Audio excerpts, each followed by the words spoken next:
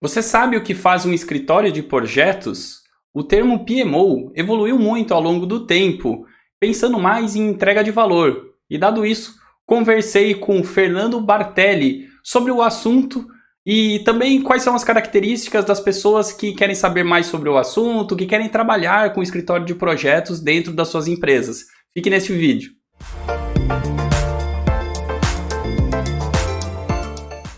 Bom, pessoal, bate-papo de hoje com o Fernando Bartelli. Vamos falar um pouco sobre PMO, escritório de projetos, como é que funciona trabalhar nesse negócio e o que isso ajuda dentro da sua empresa. Então, Fernando, obrigado aí pelo seu tempo, obrigado aí por aceitar tomar esse café com inovação aqui com a gente.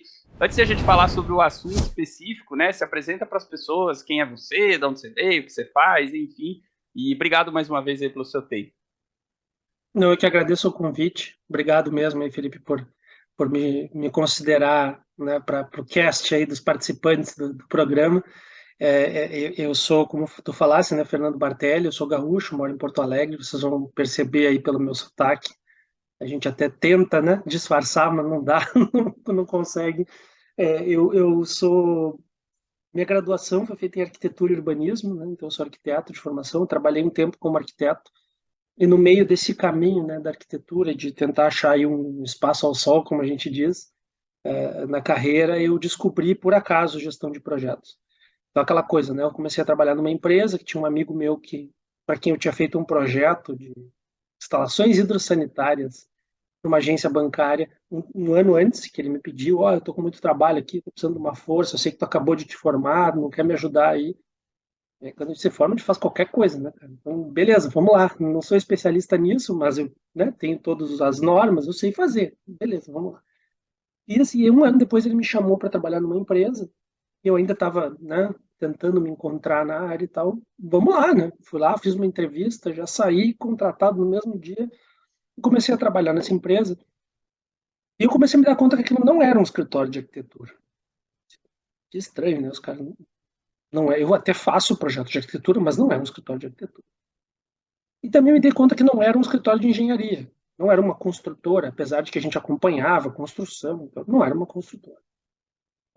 Apesar de que a gente lidava com projetos, os projetos não eram nossos, então não era uma empresa que produzia algo para si mesmo. Nessa coisa de tentar encontrar uma resposta, eu acabei descobrindo que a empresa era uma gerenciadora de obras e projetos. E isso eu já estava trabalhando lá fazia algumas semanas, para tu ter uma ideia, né? A gente, como as coisas acontecem. Eu descobri com o meu chefe na época, que foi um dos meus mentores, aí, um dos caras que eu tenho muito orgulho de ter trabalhado com, que é o Filemon, um argentino radicado aqui em Porto Alegre há muitos anos, e, e o Filemon que me explicou o que era gestão de projetos, né? E botou um guia PMBOK na minha mão, que ele tinha uma cópia ainda, que era a cópia anterior, era uma versão mais antiga do PMBOK impresso, e ele me disse, cara, se tu quer saber o que é isso mesmo, dá uma olhada nesse livro. E aí, sabe, PMBOK há um tempo atrás era um negócio dessa grossura, né? Batia na mesa, assim, chegava a voar umas mosquinhas e um pó, assim, né, de tanto peso. Eu disse, meu Deus, eu vou ter que ler tudo isso para saber o que é esse negócio. Enfim, aí fui indo, né? Fui aprendendo um pouquinho, fui gostando do negócio, e ele sempre, né? Eu lia uma parte, aí eu ia perguntar para ele o que isso aqui quer dizer. E ele me ajudou bastante nesse período. E logo depois, né, de descobrir isso, eu realmente gostei muito, né, de trabalhar com isso. Acabei virando coordenador da equipe dos arquitetos, depois, né, o gerente do projeto estava se desmobilizando de um projeto que estava em etapa de encerramento para ir para outro projeto. E eu fiquei no lugar dele como gerente pela primeira vez, né, encerrando um projeto super difícil, mas enfim, foi uma prova de fogo e eu acabei migrando um pouco para esse lado da gestão, né? Com isso, eu acabei fazendo uma preparação para a certificação PMP, naquele momento mais para organizar todo esse conhecimento e tal, e acabei migrando muito para esse lado de gestão, de organizações, de planejamento estratégico e assim por diante. Então, acabei me certificando no PMP, já faz mais de 10 anos, mas não conta para ninguém. E depois disso, eu também fiz um curso para me especializar em escritórios de projeto, né, um ano depois, mais ou menos. Fiz um MBA em gestão empresarial, inovação e estratégia competitiva. e hoje eu faço mestrado em Economia e Política da Cultura e Indústrias Criativas. Todo mundo diz, nossa, mas o que que tem uma coisa a ver com a outra, né? Arquitetura, depois gestão de projetos, gerente de PMO, aí o cara vai fazer um negócio de gestão empresarial, trabalhar com inovação, competição, enfim, né? E aí surge esse negócio da política, né? Mestrado em economia, política da cultura, enfim. O legal é que eu acho que isso sintetiza muito quem eu sou como profissional, quem eu quero ser como profissional, né? Que é ter maior conhecimento variado e complementar que eu puder. E isso tem tudo que eu falei, tem muito a ver, né? Porque isso culmina exatamente com o que eu faço hoje. Já fiz bastante coisa profissionalmente falando, mas hoje eu sou diretor de execução de projetos no escritório de desenvolvimento de projetos, que é uma autarquia ligada à Secretaria de Planejamento, Governança e Gestão aqui do estado do Rio Grande do Sul.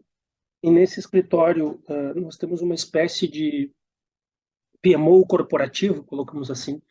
É um escritório de projetos estratégicos e transversais. Então a gente se envolve basicamente com projetos que atingem várias áreas do governo, com nível de complexidade e incerteza grande, projetos de inovação, coisas que nunca foram feitas antes. Então, é bastante interessante ter essa visão mais sistêmica, mais completa, né, profissionalmente falando. Acho que é isso, em resumo. Não, legal. Eu nem sabia, né? Mas assim, indiretamente, a gente tem algumas ligações aí, ou histórias parecidas, né? Além dos esportes americanos que a gente estava conversando aqui em off, né? Mas você também fez, vamos dizer assim, um curso, que daí ao longo do tempo você foi se envolvendo com projetos, você nem sabia o que era no começo e tal, você ficou certificado, e agora você está fazendo, vamos dizer assim, cursos de aperfeiçoamento que teoricamente não tem nada a ver com a origem sua, né? A sua graduação, né?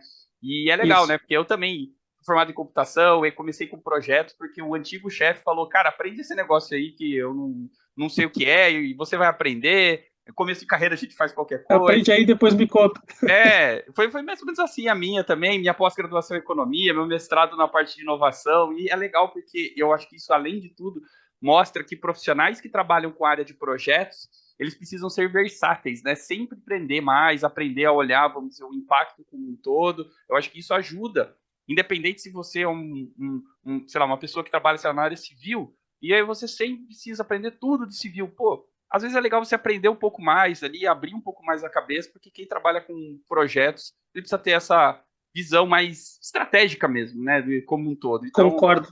acho que é Você vê, legal Felipe, que aí. isso e você vê, Felipe, que isso inclusive me deu a oportunidade, isso é uma coisa que eu sou muito orgulhoso disso, apesar de não ter nada a ver comigo, foi a oportunidade externa que eu tive de ter construído um portfólio de horas atuadas e de projetos em que eu me envolvi, que é absolutamente variado.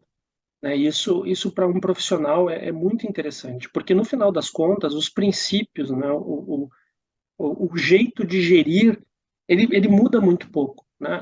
A gente tem um ferramental, uma caixa de ferramentas, eu gosto de falar sempre, com muitas diferentes ferramentas, que é muito importante. Não tem aquela máxima que diz que para quem só tem martelo, tudo que se vê à frente é prego. Né? Exato, adoro essa Então, frase. claro, exatamente. Se a gente só sabe resolver as coisas de uma forma, a gente só vai atuar num tipo de projeto e resolvendo todas as coisas do mesmo jeito. E no mundo de hoje isso é absolutamente impossível, porque os problemas eles são muito variados. Né? Os desafios, as coisas que se interpõem ao nosso caminho, elas são muito variáveis. E, inclusive, às vezes elas são variáveis dentro do mesmo problema no ponto de início para o ponto final. Elas variam no meio do caminho. E se o gestor, se o líder de projetos, ele não tem essa formação um pouco mais versátil, vamos dizer assim, de conhecer diferentes metodologias, diferentes boas práticas, diferentes estruturas de gestão de projetos, a dificuldade vai ser muito maior, porque a gente vai ter no meio do caminho um parafuso e a gente vai querer resolver com um martelo. E aí não vai dar certo, né? Já tentou martelar um parafuso? Meu, não é difícil, eu adoro essa frase, até porque quem trabalha com projeto precisa conhecer a caixa de ferramentas inteira, né? Dificilmente você vai usar ali Exato. uma ferramenta só para resolver um problema. Aliás, eu vejo isso muito no mercado, né? Faz esse curso aqui que resolve, usa essa ferramenta que resolve. Cara, pode ser que não, né? Então, assim, é legal a gente ter um leque, vamos dizer assim, maior aí de ferramentas. Mas, Perfeito. Fernando, bora lá. Hoje o tema aqui é PMO, e digamos que as pessoas caíram nesse vídeo aqui e não sabem direito o que, que é e tal. Conta um pouco para as pessoas o que é um PMO, um escritório de projetos, e como ele pode ajudar uma empresa, enfim, alguma coisa Legal. aí a se organizar melhor. Eu vou me usar aqui de algumas coisas que eu tenho. Quando eu estava estudando PMO, começando a me envolver com PMO, eu comprei esse livro aqui. É uma publicação do PMI, vocês veem que o logo ainda é o antigo. Não é um livro novo, é um livro antigo. Nem sei quantos anos ele tem, mas ele deve ter pelo menos 10 anos que eu tenho esse livro. Enfim, parece novo, mas não é. Ele tem, na primeira parte aqui, ele é resultado de uma pesquisa de dois pesquisadores que desenvolveram, né, uma análise sobre PMOs no momento onde os escritórios de projetos estavam mudando um pouco de figura. Então, eu vejo que são dois grandes momentos de rupturas em relação aos escritórios de projeto. Essa aqui foi a primeira. A segunda a gente vai falar um pouquinho mais adiante, tem a ver com uma palestra que eu fiz um tempo atrás, que inclusive acho que motivou o teu convite para eu estar aqui, sobre os XMOs, que daí é uma segunda vertente que a gente fala mais adiante. Mas aqui, esses dois pesquisadores foram buscar a definição de PMO no PMBOK, no guia PMBOK, que era vigente naquela época. Né? Ela dizia que é um corpo organizacional ou entidade que recebeu diversas responsabilidades relacionadas à centralização e coordenação do gerenciamento dos projetos que estão sob o seu domínio. As responsabilidades de um PMO podem variar de prover, né, gerenciamento de projetos e funções de suporte para isso, para até ser os últimos e primeiros responsáveis pelo gerenciamento direto dos projetos. Então, isso é uma definição de 2008, né? Uma publicação do PMI em 2008, que está contida nesse livro. Em tese, isso continua valendo. Né? Então, é uma entidade, é um grupo, é uma equipe, é um departamento, é um setor, ou em alguns casos pode virar uma vice-presidência. Esses tempos eu estava ouvindo uma palestra de um amigo aí que a vida me deu recentemente, que é o Luiz Guardado.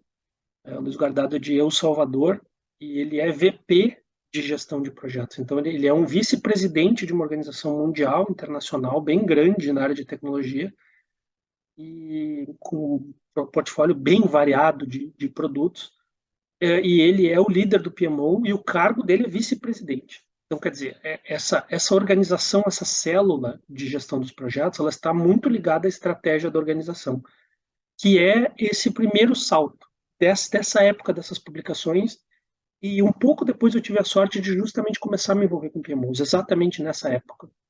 Em 2010 para 2011, que eu comecei a estruturar um escritório de projetos dentro dessa empresa, né, onde eu descobri o que era gestão de projetos, lá atrás. E estava acontecendo justamente esse shift, de uma mudança de rumo onde se entendia. Bom, antes disso se dizia o PMO, e era muito comum a gente dizer o PMO, o indivíduo PMO, né? Como você estava comentando antes, né? UTI, o RH, a gente dizer, e é um CPF, né? Uma pessoa que tem nome e sobrenome, e me chamavam na empresa de PMO. Ah, chegou o PMO. E eu ficava pensando, cara, não é isso. O PMO não sou eu, não é uma eu-equipe, né? É mais do que isso. Obviamente que em empresas pequenas, onde isso está iniciando, é comum começar com uma pessoa. Mas essa pessoa representa uma estrutura. E essa estrutura, ela era responsável pelos projetos. Então, basicamente, o que o PMO fazia? Ele dava orientações, ele juntava templates, então os modelos de documentos, e dizia, ó, vai gerenciar projeto, tem que ser desse jeito. Você faz assim, assim, assim, preenche isso aqui, manda para mim, quero ver os teus indicadores, o projeto está no prazo, está no custo, está entregando o escopo combinado, ou seja, ele tem qualidade, enfim. Basicamente era isso que o PMO fazia, né? Organizava todo o compêndio de projetos da organização. A questão chave aqui é a pergunta que eu poderia fazer para ti, Felipe, representando, né, a audiência aqui, nossos telespectadores. É, para que existe projeto na organização? Alguém acorda de manhã e diz, eu não tenho nada para fazer, vou inventar um projeto. É isso? Eu me lembro de uma frase do José Finocchio Jr., que falou que não existe projeto de pioria, sempre é projeto de melhoria, é projeto para você sair de um estado ruim para um estado melhor, vamos dizer assim. Perfeito. Então, o projeto ele é uma iniciativa única para entregar um resultado no final que melhora as coisas, né? Mas, em teoria, não deveria existir projeto de pioria. Mas existe. Na prática, existe. Eu já vi, já presenciei projetos de pioria. Mas, enfim, isso é assunto para outra conversa, né? Mas a grande questão é que uma organização cria projetos para ter um meio através do qual entregar o seu planejamento estratégico. Ou seja, a estratégia da organização é se mover de um ponto para outro ponto, correto? Ninguém faz uma estratégia para continuar no mesmo lugar. É. Então, Até como gancho disso que você está falando, uma das frases que eu sempre digo em aula é que o projetos é o meio do caminho entre a estratégia e o resultado. Então, assim, é para você exato, tirar aquele PowerPoint bonito da estratégia, aqueles negócios bonitão, para de fato impactar o cliente, impactar o ambiente que a gente vive, enfim. Então, perfeitamente. projetos é o meio do caminho entre estratégia e resultado, é uma frase que eu falo aí. Perfeito, concordo plenamente. Então, no final das contas, a gente tem um caminho entre o estágio atual e onde a gente quer chegar com uma visão de organização, de grupo. E aqui eu não estou falando só de empresa, gente, pode ser uma organização. Por exemplo, no meio desse caminho todo, né, da construção da minha carreira, eu encontrei o PMI. E eu devo, o profissional que eu sou hoje é o PMI. Então, a certificação primeira que eu fiz em projetos foi com o PMI, depois eu fiz outras em outros lugares, mas também tem outras certificações do PMI. E eu comecei a fazer trabalho voluntário, porque no trabalho voluntário eu aplicava as coisas que eu ia aprendendo, que na empresa, se eu errasse, eu ia ser demitido. Então, no PMI a gente tem uma certa, né, flexibilidade, todo mundo é voluntário, os projetos são mais controlados, a gente é acompanhado por pessoas que já fizeram isso antes. Na minha organização não tinha ninguém que já tinha feito essas coisas antes, né? Era uma coisa pioneira naquela organização. E no PMI eu tinha pessoas com quem conversar e que me suportaram, né, ao longo desse caminho.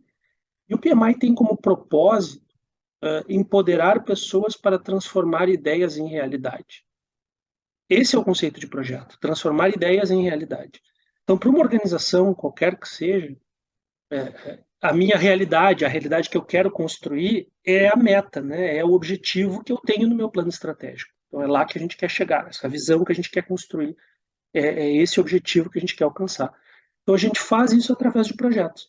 Se eu tenho uma entidade, uma organização, um grupo de trabalho, um departamento, uma vice-presidência, o que quer que seja, que tem o nome, a alcunha ou a obrigação de um PMO, ela não pode ser simplesmente aquele armário de jogos. Já ouviu falar nessa expressão? Eu adoro citar coisas que eu aprendi com amigos. Então, um grande amigo aqui, que é meu chefe atualmente, disse que a mãe dele tinha essa frase da sala de jogos ou do armário de jogos, que era onde a gente abria a porta e jogava tudo dentro. Então, o PMO não pode ser o armário de jogos dos projetos da organização. Eu abro a porta, quem é que sabe fazer projeto aqui? Toma aí, faz esse aqui, né? Ele é mais do que isso, porque ele centraliza toda a inteligência de fazer projetos que são o meio pelo qual eu entrego a estratégia da organização. Então, não pode ser simplesmente uma torre de controle, né, onde a gente simplesmente recebe, até pode, não que não pode, dependendo da situação, ele é um ponto de buscar maturidade importante passar por esse nível, né? Mas não é simplesmente a polícia dos projetos da organização, né? Que fica lá cobrando, cobrando, cobrando, cobrando. Eu tinha uma outra pessoa aí que eu tive muita sorte de encontrar na vida, Roberto, criatura sensacional. Perdi contato com ele, infelizmente, de um cliente onde eu trabalhava prestando serviço de gerenciamento de projetos, que tinha um PMO dentro da organização, que tinha uma fama tão ruim por ser, né, que cobrava, mandava fazer as coisas, dizia, agora tem um modelo novo, todo mundo faz aqui, tipo gincana, né, aquele modelo gincana. Agora todo mundo vai entregar essa tarefa aqui, vamos para cá, para lá. Que eles diziam que eles sabiam o que significava PMO, que era passa a M para os outros. Você vê, né? Como pode uma versão incorreta do entendimento de uma função gerar um contra-serviço para a organização? Porque eu, na verdade, ao invés de eu estar melhorando a condição das pessoas para chegar no resultado que a estratégia pretende entregar, eu estou criando obstáculos e problemas para isso. Sendo que a minha principal função é justamente ajudar a organização a entregar a sua estratégia. Então não pode ser isso, né? Tem que ser mais do que isso. E naquele momento, voltando aqui para fechar o gancho, depois de toda essa, né, viagem no tempo, se estava justamente discutindo isso, que gestão de projetos e, principalmente, as organizações PMO tinham que se aproximar mais da estratégia, sair daquela meiuca, né, da volância ali do time, onde a gente só, né, controla o jogo, mas não consegue distribuir o jogo, não é protagonista do jogo, que é simplesmente aquele cara que recebe a bola do zagueiro e passa para o meio de campo resolver e entregar essa estratégia. Né? Então, o gerente de projeto estava preso nessa gerência média. Para a gente entender que é muito mais do que isso, que a obrigação que a gente tem como gestores de projeto, e principalmente como integrantes de um PMO, sejamos líderes ou membros da equipe do PMO, é a de cabalmente facilitar a entrega dos resultados que ajustarão ou levarão a empresa a entregar a sua estratégia. Então, esse foi o primeiro grande, a primeira grande mudança, né, na compreensão do que é um PMO. E a partir daí começou a surgir muita coisa. Depois eu vou indicar talvez alguns livros, algumas coisas aqui, uns links para a galera poder se especializar um pouco mais aí no assunto, de pessoas que realmente entendem. Brincadeira. Mas foi isso nesse momento que eu comecei a trabalhar com PMOs. Acho que isso define um pouco o que é e o que pode ajudar a empresa a fazer. Não, Muita coisa. legal. E aproveitando esse gancho também, né? Não vamos deixar para depois, não. Vamos dar esse. Matar a curiosidade, né, das pessoas que estão assistindo a gente. Você falou em dois momentos: o momento um, que foi esse que você explicou, e o momento dois, que é aquele do XMO, vamos dizer assim, que eu vi uma publicação sua no LinkedIn, uma palestra, enfim, que você esteve ali com o PMI. Explica para as pessoas aí rapidamente, né, qual que é essa ideia, o que, que é isso, né, em grandes linhas. Legal. Lembrando que depois a gente pode deixar aqui até outros contatos ou até outros artigos, vamos dizer assim, para as pessoas lerem. Perfeito, vamos lá. A grande novidade colocada aqui é que isso é uma publicação bem recente do PMI, tá? Esse guia, deixa eu até ver o nome dele aqui, The Evolution of PMOs, é o nome. Inclusive, por enquanto, ele só está disponível em inglês, né? Provavelmente em algum momento vai ser traduzido. O PMI tem feito, né, essa política de acesso mais universal aos materiais, então tentando traduzir para muitas línguas, né, as principais publicações, mas ele foi publicado em março, faz 3 meses, é bem novinho esse material, falando sobre a entrega de valor através dos XMOs. O que isso quer dizer, né? Falamos de um primeiro shift de se aproximar da estratégia, mas o que tem acontecido nos últimos tempos é que a realidade, o contexto das coisas, ela também altera demais. Né? Então, se a gente for comparar o mundo de hoje, eu não vou nem dizer para a gente voltar lá nos anos 80, nos anos 70, não precisa. Se a gente voltar na primeira década dos anos 2000, na primeira década dos anos 2000, nós tínhamos um outro mundo, completamente diferente desse.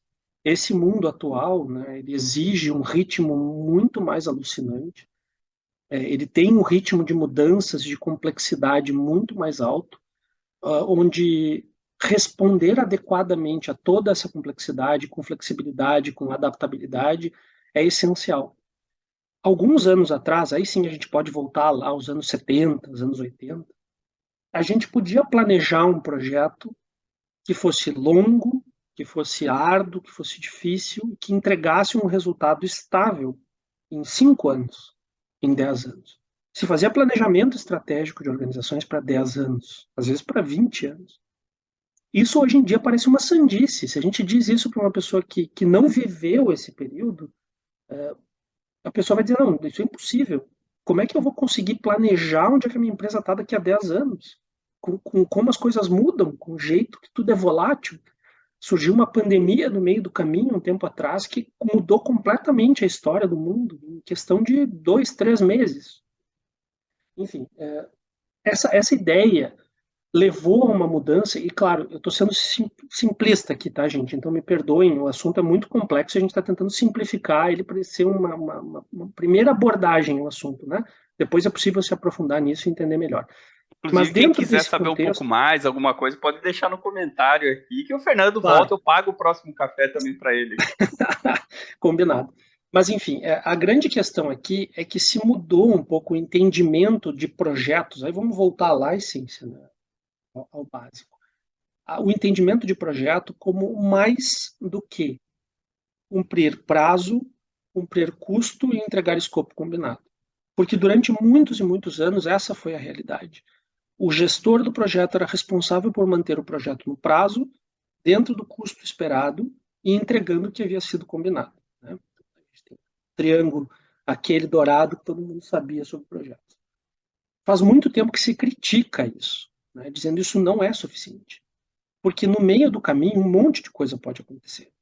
E o projeto, ele não é realizado para ser, ele não é concebido, ele não nasce para durar um tempo X, cumprir um custo tal e nem para entregar exatamente o que foi combinado. Não é para isso que o projeto nasce. Esse é o meio. Ele tem um fim. Qual é o fim? O fim é entregar o benefício, o impacto, a melhoria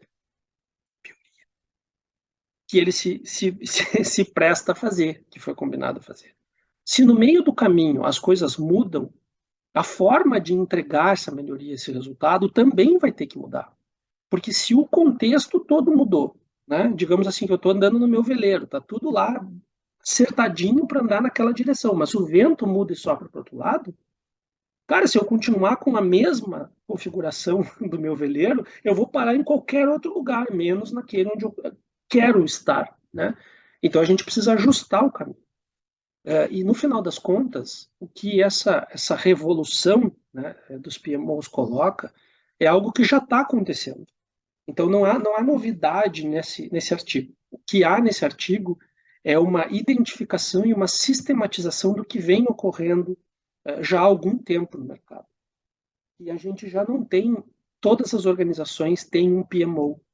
Né? Tem organizações que não têm PMO, que tem um negócio chamado, deixa eu ver aqui algumas colas, Center of Excellence, Strategy Management Office, SMO, Enterprise Project Management Office, e tem vários, Change Management Office. Então a gente tem Benefits Realization Office. Então, tem muitos nomes diferentes, numa tentativa de ligar mais a gestão do projeto e o escritório de projetos como mobilizador desses projetos que realizam estratégia, em algo mais conectado ao resultado, ao benefício, ao valor advindo dos projetos.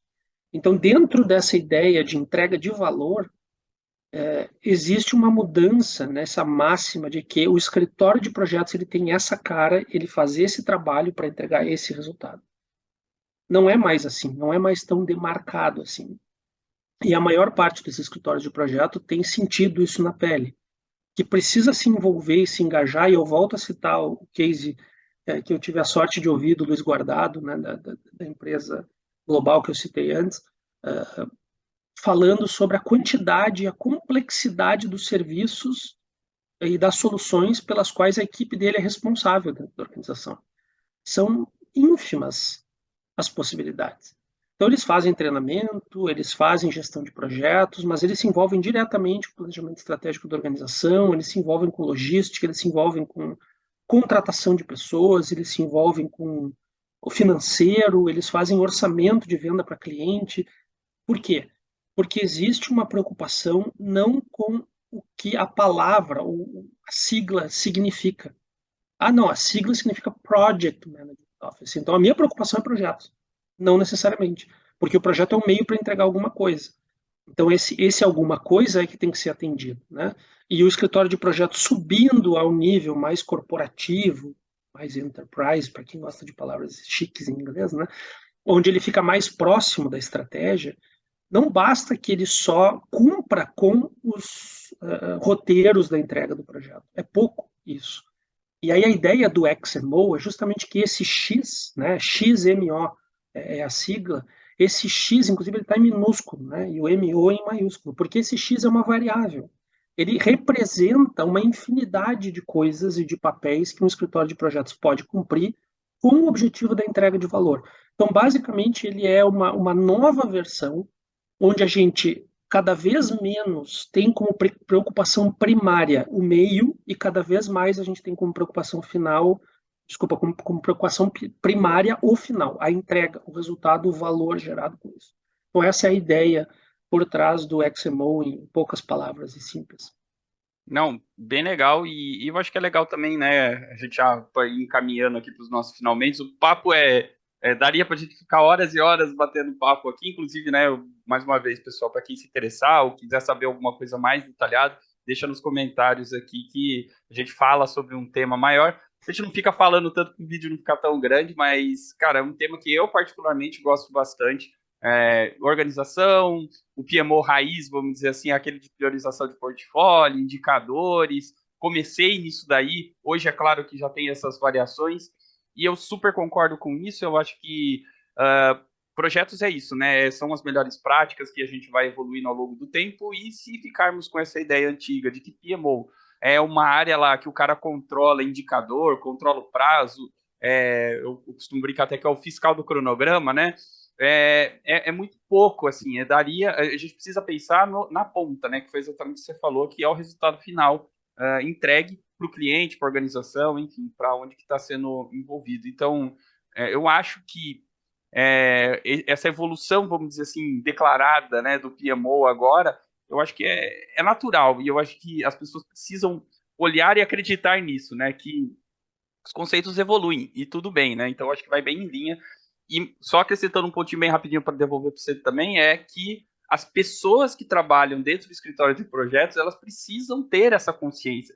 Senão, se o PMO não chamar mais PMO, chamar qualquer coisa MO, mas as pessoas que trabalham ali dentro, elas não terem essa consciência que você falou, de nada importa no final das contas, né? Boa, acho que é bem legal a gente falar também sobre isso, né? Porque cabalmente, como a gente estava falando, né? O PMO não é uma pessoa, não. Mas ele é um grupo de pessoas. Ele é formado por pessoas.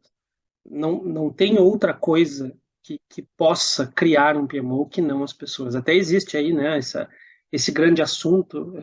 Tenho ouvido bastante o Ricardo Vargas falar sobre isso, o Antônio Neto Rodrigues. Eles até escreveram um artigo na Harvard Business Review que é muito interessante sobre inteligência artificial e o que isso significa, né, para a área de gestão de projetos. É uma ameaça para a gente? Bom, é uma ameaça para todo mundo, efetivamente. Existem preocupações ligadas a esse tema, a gente não vai entrar nisso, mas existe uma questão de pensamento crítico, de busca de soluções, de interação entre pessoas, de engajamento de pessoas, que isso está mais distante da inteligência artificial, né?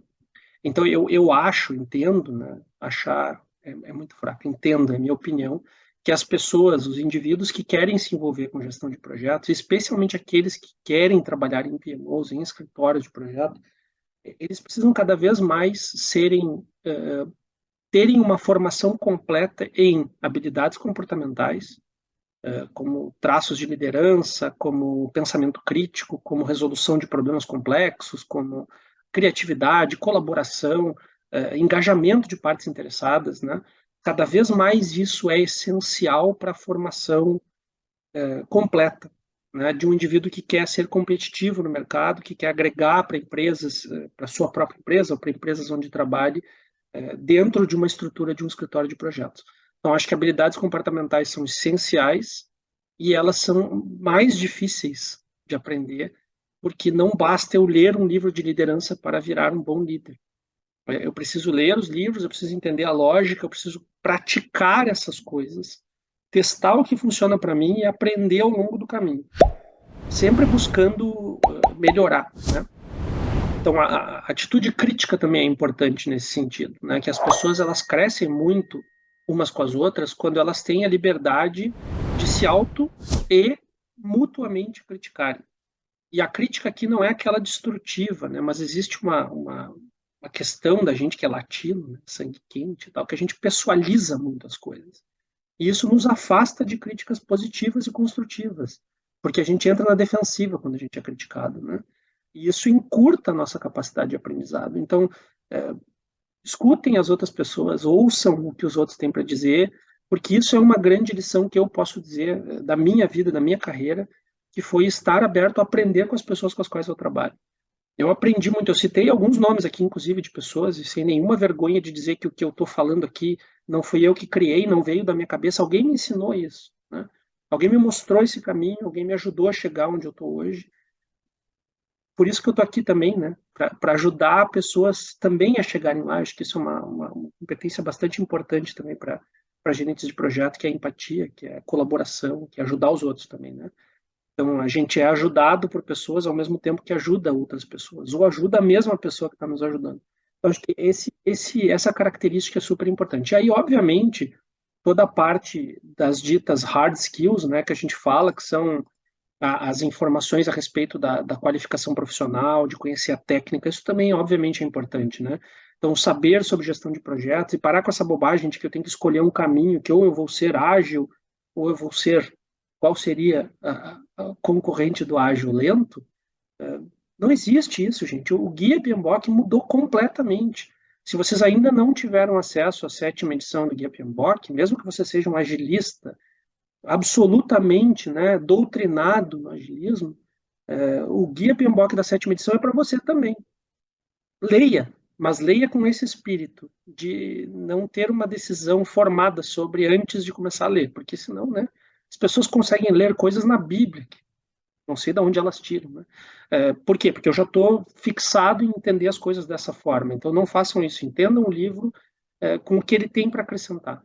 Ele deu um passo acima, um passo atrás, ou um passo à frente em relação aonde se situa o gestor de projetos. Aonde estão os projetos na organização? Não lá trancados na meiuca, né, na volância, como a gente estava falando, mas sim como camisa 10 da distribuição do jogo da estratégia da organização. E o Guia PMBOK da 7ª edição faz isso. Ele te coloca como gestor de projeto num ponto mais estratégico, aonde eu entendo a lógica da minha organização, onde ela quer chegar e eu consigo saber o que eu preciso fazer para alcançar, né, esse resultado. Agora, como eu vou fazer isso? Qualquer ferramenta que não parta do princípio de que eu só tenho uma, então todos os problemas eu vou enxergar daquele jeito, né, como o martelo e os pregos, pode servir. Adaptações, composições de várias estratégias e ferramentas. Então é isso, flexibilidade, adaptabilidade, conhecer ferramentas diversas e aplicá-las na medida do correto são as principais características que eu vejo de indivíduos que trabalham em escritórios de gestão de projetos daqui para frente. Não, legal. Fernando, só para a gente ir encaminhando aqui, queria que você deixasse aqui para as pessoas que chegaram até aqui, nos ouviram sobre esse bate-papo aqui sobre escritório de projetos e tal. O que você indicaria para uma pessoa que gosta do tema, que quer aprender mais, enfim, um artigo, um livro, um influencer, um curso, um sei lá o quê? Passa aí algumas sugestões para as pessoas. Claro, com o maior prazer. Como eu falei para vocês, tem esse livro que eu já mostrei aqui, que chama PMO, The Project Management Office, A Quest for Understanding. Os autores são o Brian Hobbs e a Monique Aubrey. Eu nem sei se é possível encontrar esse livro ainda, tá? Porque ele é antigo, ele é uma publicação do PMI que já faz alguns anos que ela existe, mas ele já estaria desatualizado, apesar de que os conceitos, né, a estrutura como um todo, ela continua válida. Mas eu indicaria, vou indicar uma outra pessoa que também eu me inspiro bastante e aprendo muito, que é o Américo Pinto. Talvez seja a grande autoridade brasileira, né, em escritórios de gestão de projetos. É um cara absolutamente estudioso, né, e abnegado em buscar novas informações. E o Américo ele tem uma organização, vamos colocar dessa forma, de juntar pessoas que trabalham, que têm interesse em escritórios de projetos, que é a Global Alliance, a PMOGO, ou PMOGA, né? Que é a PMO Global Alliance. Vocês encontram facilmente na internet. Existe uma modalidade de associação gratuita a este grupo, então imediatamente você pode entrar lá e fazer parte da rede, ter acesso a uma série de publicações, e lá ele tem certificações na área, né? Tem o Value Ring, tem uma série né, de aprendizados e possibilidade de troca de informações e um networking bastante interessante, então indico o Américo Pinto. Eu acho que não especificamente falando sobre escritórios de projetos, mas gestão de projetos de uma forma geral, um cara que é super inspirador também, que é o próprio Ricardo Vargas, está sempre buscando estudar o que vem pela frente, né? Então, é sempre um early adopter, aí, que a gente diz, né? Adota as coisas rapidamente, investiga e passa adiante. Então, sai uma nova edição do Guia PMBOK, o Ricardo tá lá fazendo, né, colando as fitinhas lá nos esquemas que ele faz, que são super elucidativos e ajudam muita gente a entender de uma forma mais prática, de uma forma direta, como funciona, né, a lógica por trás das coisas. Eu gosto muito também do Antônio Nieto Rodrigues, que fez esse artigo sobre inteligência artificial com o Ricardo Vargas. Tem uma infinidade, tem o José Finocchio, tem muita gente boa, né, para a gente seguir e acompanhar, desde dos vídeos engraçados lá do Finocchio, da Boss Tech, que são incríveis para a gente aprender de um jeito lúdico, né, até, digamos, né, os artigos na Harvard Business Review, é uma gama enorme aí de pessoas e coisas para aconselhar. E uma outra coisa que eu falo, assim, é, busquem informações e dados, até para entender as tendências, principalmente nas publicações que o PMI faz no Thought Leadership Series, que é uma, como se fosse, né, liderança pensada. Então, é uma escola para líderes com dados e informações sobre gestão de projetos de uma forma geral. Então, tem lá indicadores sobre PMOs, tem publicações, né, o Pulse of the Profession, que fala sobre tendências, sobre oportunidades na área, assim por diante. É um material que basta um cadastro também no site do PMI, não precisa ser membro ou pagar para acessar esses materiais, que tem muita coisa boa. Inclusive, esse artigo de março sobre os XMOs, que se chama The Evolution of PMOs, né, a evolução dos PMOs, está disponível só em inglês por enquanto, também um artigo que eu recomendo a leitura, porque é talvez o que haja de mais moderno nesse momento, em tendências de gestão de projetos no que diz respeito aos escritórios. Não, legal. Eu vou deixar o link aqui no primeiro comentário, né, para facilitar para as pessoas, mas são pessoas que você comentou aí que são expoentes realmente em projetos, PMO, enfim.